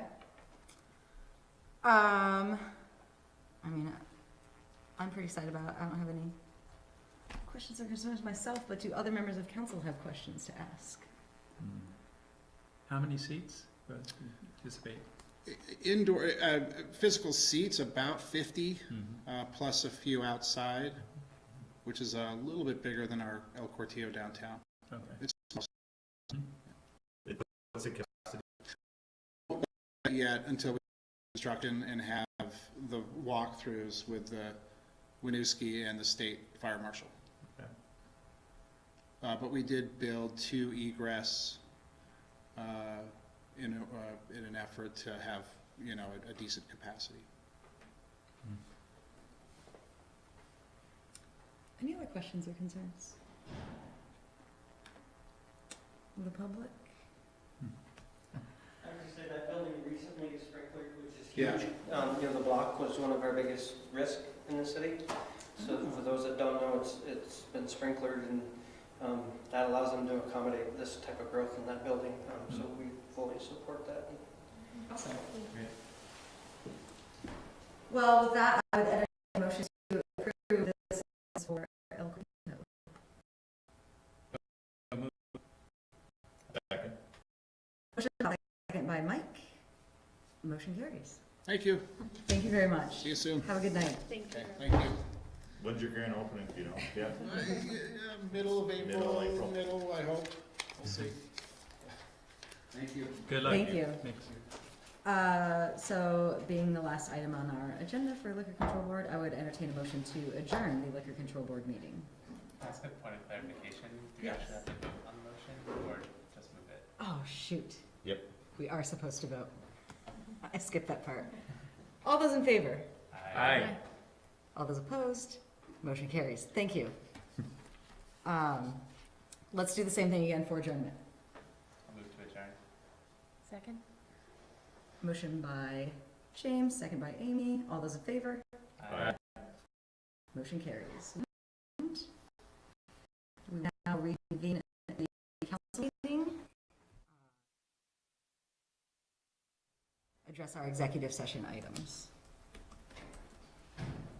We will move this meeting to the city manager's office for privacy of the executive session. We will return only to adjourn at the end of the executive session. So technically, you do need to make a motion and vote To on move it. into the executive To session? To enter into executive session for the purposes outlined on the agenda citing the state statute, and that premature knowledge to the public of information shared would disadvantage the body. So you could say, as so moved. Oh. Or one of you can say all that. As so moved. I'll second. Motion by James, second by all those in favor? Aye. Motion carries. Before you guys leave, Yes. I'm gonna take